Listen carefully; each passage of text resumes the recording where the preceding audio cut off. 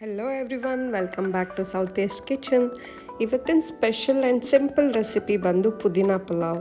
Lunch box recipe ಅಂತಲೇ ಹೇಳ್ಬೋದು, ಹಾಗೆ ಈಸಿಯಾಗಿ ಕೂಡ ಮಾಡ್ಬೋದು. ತುಂಬ ಸಿಂಪಲ್ ಆ್ಯಂಡ್ ವೆರಿ ಈಸಿ. ಯಾರ್ಯಾರು ಬಿಗಿನರ್ಸ್ ಇರ್ತಾರೋ ಅವ್ರು ಕೂಡ ಈ ಅಡುಗೆನ ಈಸಿಯಾಗಿ ಮಾಡ್ಬೋದು. ಈ ಸ್ಟೆಪ್ಸ್ ಮತ್ತು ಪ್ರೊಸೀಜರ್ ನೋಡಿಕೊಂಡು ಇದಕ್ಕೆ ಬೇಕಾಗಿರೋ ಇಂಗ್ರೀಡಿಯೆಂಟ್ಸ್ ಮತ್ತು ಮಾಡೋ ವಿಧಾನ ಏನು ನೋಡ್ಕೊಂಡು ಬರೋಣ ಬನ್ನಿ.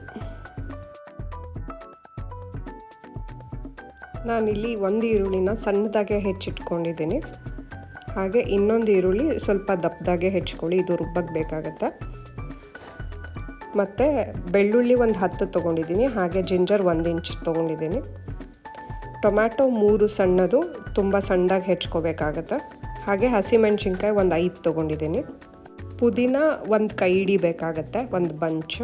ಹಾಗೆ ಕೊತ್ತಂಬರಿ ಕೂಡ ಒಂದು ಕೈ ಹಿಡಿ, ಒಂದು ಬಂಚ್ ಅಂತಲೇ ಹೇಳ್ಬೋದು.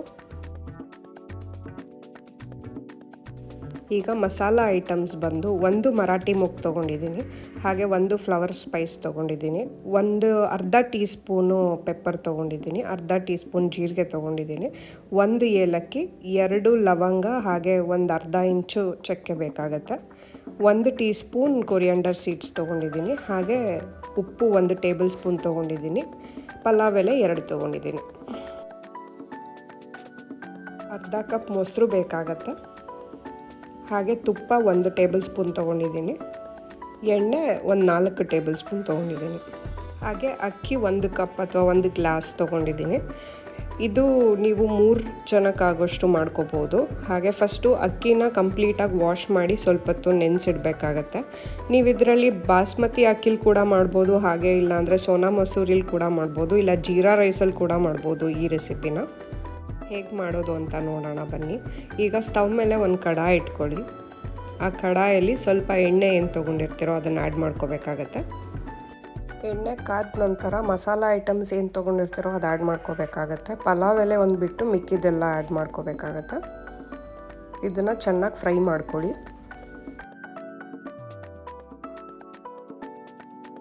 ಈ ಮಸಾಲ ಐಟಮ್ಸ್ ಎಲ್ಲ ಸ್ವಲ್ಪ ಫ್ರೈ ಆದಮೇಲೆ ಈರುಳ್ಳಿ ಏನು ದಪ್ಪದಾಗಿ ಹೆಚ್ಚಿರ್ತೀರೋ ಅದನ್ನು ಆ್ಯಡ್ ಮಾಡ್ಕೊಳ್ಳಿ. ಇದನ್ನು ಸ್ವಲ್ಪ ಸಿಮ್ಮಲ್ಲಿ ಫ್ರೈ ಮಾಡ್ಕೋಬೇಕಾಗತ್ತೆ. ಇವಾಗ ಬೆಳ್ಳುಳ್ಳಿ ಮತ್ತು ಶುಂಠಿ ಏನಿರುತ್ತೋ ಅದನ್ನು ಆ್ಯಡ್ ಮಾಡ್ಕೋಬೇಕಾಗತ್ತೆ. ಈಗ ಹಸಿಮೆಣ್ಸಿನ್ಕಾಯಿನ ಆ್ಯಡ್ ಮಾಡ್ಕೊಂಡು ಸ್ವಲ್ಪ ಫ್ರೈ ಮಾಡ್ಕೊಳ್ಳಿ. ಹಾಗೆ ಪುದೀನ ಕೊತ್ತಂಬರಿ ಏನು ತೊಗೊಂಡಿರ್ತೀರೋ ಅದನ್ನು ಆ್ಯಡ್ ಮಾಡ್ಕೋಬೋದು. ಈಗ ಸ್ಟವ್ ಆಫ್ ಮಾಡಿ ಸುಮ್ಮನೆ ನೀವು ಕಾದಿರೋ ಎಣ್ಣೆಲೇ ಬಾಡಿಸಿದ್ರೆ ಸಾಕು ಪುದೀನ ಕೊತ್ತಂಬರಿ. ಇದೆಲ್ಲ ಫ್ರೈ ಆದಮೇಲೆ ಸ್ವಲ್ಪ ಆರಾಗಿ ಬಿಡಿ ಈ ಮಸಾಲಾನ. ಆರಿದಾದ್ಮೇಲೆ ರುಬ್ಕೋಬೋದು. ಈಗ ಒಂದು ಜಾರ್ಗೆ ಆರಿರೋ ಮಸಾಲೆನ ಆ್ಯಡ್ ಮಾಡಿಕೊಂಡು ಸ್ವಲ್ಪ ವಾಟರ್ ಹಾಕ್ಕೊಂಡು ಇದನ್ನು ಕಂಪ್ಲೀಟ್ ಫೈನ್ ಪೇಸ್ಟ್ ಮಾಡ್ಕೊಳ್ಳಿ. ನೋಡಿ, ಈ ಥರ ಪೇಸ್ಟ್ ಆಗಿದ್ರೆ ಪರ್ಫೆಕ್ಟಾಗಿ ಬರುತ್ತೆ. ಹಾಗೆ ಕಲರ್ ಕೂಡ ಸಖತ್ತಾಗಿದೆ ಇದರದ್ದು.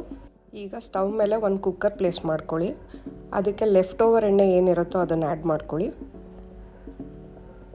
ಹಾಗೆ ತುಪ್ಪ ಏನು 1 ಟೇಬಲ್ ಸ್ಪೂನ್ ತೊಗೊಂಡಿರ್ತೀರೋ ಅದನ್ನು ಆ್ಯಡ್ ಮಾಡ್ಕೋಬೇಕು. ಇದೆರಡು ಕಾದ ನಂತರ ಪಲಾವ್ ಎಲೆ ಏನಿರುತ್ತೆ ಅದು ಆ್ಯಡ್ ಮಾಡಿ ಫ್ರೈ ಮಾಡ್ಕೊಳ್ಳಿ. ಹಾಗೆ ಸಣ್ಣದಾಗಿ ಹೆಚ್ಚಿರೋ ಈರುಳ್ಳಿನ ಆ್ಯಡ್ ಮಾಡ್ಕೋಬೇಕು. ಈಗ ಈರುಳ್ಳಿನ ಸ್ವಲ್ಪ ಹೊತ್ತು ಫ್ರೈ ಮಾಡ್ಕೋಬೇಕಾಗತ್ತೆ. ಇದೆಲ್ಲ ಫ್ರೈ ಆದಮೇಲೆ ಟೊಮೆಟೊ ಏನು ಸಣ್ಣದಾಗಿ ಹೆಚ್ಚಿರ್ತೀರ ಅದನ್ನು ಆ್ಯಡ್ ಮಾಡ್ಕೊಳ್ಳಿ. ಇದನ್ನು ಸ್ವಲ್ಪ ಹೊತ್ತು ಫ್ರೈ ಮಾಡಿ.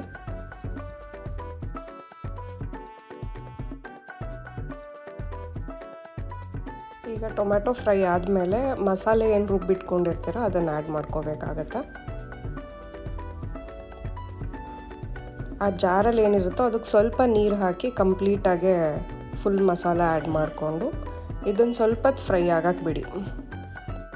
ಈ ಮಸಾಲ ಕಂಪ್ಲೀಟ್ ಈರುಳ್ಳಿ ಮತ್ತು ಟೊಮೆಟೊ ಜೊತೆ ಬ್ಲೆಂಡ್ ಆದಮೇಲೆ ಮೊಸರು ಏನು ತೊಗೊಂಡಿರ್ತೀರೋ ಅದನ್ನು ಆ್ಯಡ್ ಮಾಡ್ಕೋಬೇಕು. ಮೊಸರು ಆ್ಯಡ್ ಮಾಡಿದ್ದಾದಮೇಲೆ give it a good mix. ಅದು ಕಂಪ್ಲೀಟ್ ಮಸಾಲೆ ಜೊತೆ ಬ್ಲೆಂಡ್ ಆಗಿರಬೇಕು. ಇವಾಗ ಈ ಮಸಾಲಾನ ಸ್ವಲ್ಪ ಹೊತ್ತು ಕುದಿಯೋಕ್ಕೆ ಬಿಡಿ. ಕುದ್ದಾದ್ಮೇಲೆ ಬಿಸಿನೀರನ್ನ ಆ್ಯಡ್ ಮಾಡ್ಕೋಬೇಕಾಗತ್ತೆ. ನಾನಿಲ್ಲಿ 1 ಲೋಟ ಅಕ್ಕಿ ತೊಗೊಂಡಿರೋದ್ರಿಂದ 1/4 ಲೋಟದಷ್ಟು ನೀರು ಹಾಕಿದ್ದೀನಿ. ಯಾಕಂದರೆ ಮಿಕ್ಕಿದ್ದು ಮಸಾಲೆ ಇರುತ್ತೆ. ಸೊ ಮಸಾಲೆನೂ ಕೌಂಟಿಗೆ ತೊಗೊಂಡು 2 ಲೋಟ ಹಾಕೋಬೇಕಾಗತ್ತೆ. ಇವಾಗ ಉಪ್ಪು ಆ್ಯಡ್ ಮಾಡ್ಕೊಳ್ಳಿ. ಉಪ್ಪು 1 ಟೇಬಲ್ ಸ್ಪೂನ್ ಕ್ರಿಸ್ಟಲ್ ಸಾಲ್ಟ್ ತೊಗೊಂಡಿದ್ದೀನಿ. ಇದೆಲ್ಲ ಕುದ್ದಾದಮೇಲೆ ನೆಕ್ಸ್ಟ್ ಅಕ್ಕಿ ಏನು ನೆನೆಸಿಟ್ಟಿರ್ತೀರೋ ಅದನ್ನು ಆ್ಯಡ್ ಮಾಡ್ಕೋಬೇಕಾಗತ್ತೆ.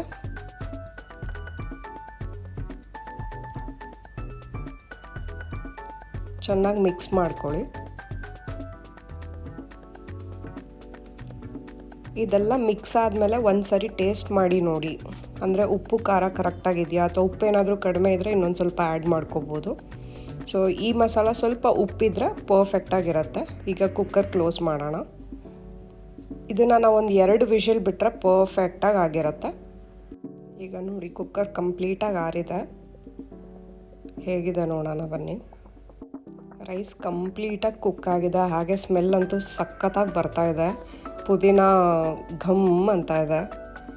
ಇದನ್ನು ಕಂಪ್ಲೀಟಾಗಿ ಮಿಕ್ಸ್ ಮಾಡ್ಕೊಳ್ಳಿ, ಯಾಕಂದರೆ ಕುಕ್ಕರಲ್ಲಿ ಮಾಡಿದಾಗ ನಿಮಗೆ ಮಸಾಲೆ ಟಾಪ್ ಲೇಯರಲ್ಲಿ ಮಾತ್ರ ಉಳ್ಕೊಂಬಿಡುತ್ತೆ, ಕೆಳಗಡೆ ವೈಟ್ ರೈಸ್ ಹಾಗೆ ಇರುತ್ತೆ.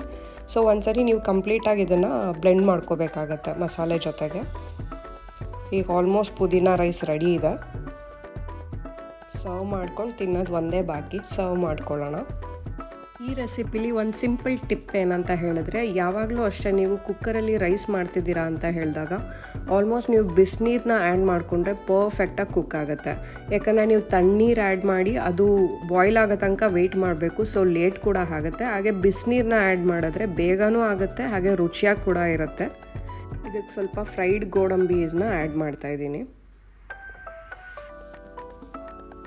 ನೋಡಿ, ನೋಡೋಕ್ಕೂ ಸಖತ್ತಾಗಿದೆ, ತಿನ್ನೋಕ್ಕಂತೂ ತುಂಬಾ ಚೆನ್ನಾಗಿರುತ್ತೆ. Easy and very simple recipe, lunch box recipe ಅಂತಲೇ ಹೇಳ್ಬೋದು. ಯಾರಾದರೂ ಕೆಲಸಕ್ಕೆ ಹೋಗೋರು ಅಥವಾ ಸ್ಕೂಲ್ ಕಾಲೇಜ್ಗೆ ಹೋಗೋ ಮಕ್ಕಳಿದ್ರೆ ನಿಮ್ಮ ಮನೇಲಿ ಈಸಿಯಾಗೆ ವಿತಿನ್ 20 ಮಿನಿಟ್ಸಲ್ಲಿ ಅಡುಗೆ ರೆಡಿ ಇರುತ್ತೆ. ಇದನ್ನು ಟ್ರೈ ಮಾಡಿ ಹೇಳಿ ಹೇಗೆ ಬಂತಂತ. ಹಾಗೆ ಯಾರ್ಯಾರು ನನ್ನ ಚಾನಲ್ನ ಸಬ್ಸ್ಕ್ರೈಬ್ ಮಾಡ್ಕೊಳ್ದೆ ನೋಡ್ತಿದ್ದೀರಾ, ದಯವಿಟ್ಟು ನನ್ನ ಚಾನಲ್ಗೆ ಸಬ್ಸ್ಕ್ರೈಬ್ ಆಗಿ, ಹಾಗೆ ಈ ವಿಡಿಯೋನ ಶೇರ್ ಮಾಡಿ, ಲೈಕ್ ಮಾಡಿ, ಹೇಗೆ ಬಂತಂತ ಕಮೆಂಟಲ್ಲಿ ತಿಳಿಸಿ. ಹಾಗೆ ಬೆಲ್ ಐಕನ್ ಒತ್ತೋದನ್ನ ಮರಿಬೇಡಿ, ಯಾಕಂದರೆ ನಾನು ನೆಕ್ಸ್ಟ್ ವಿಡಿಯೋ ಅಪ್ಡೇಟ್ಸ್ ನಿಮಗೆ ಈಸಿಯಾಗಿ ಗೊತ್ತಾಗುತ್ತೆ. Thank you so much.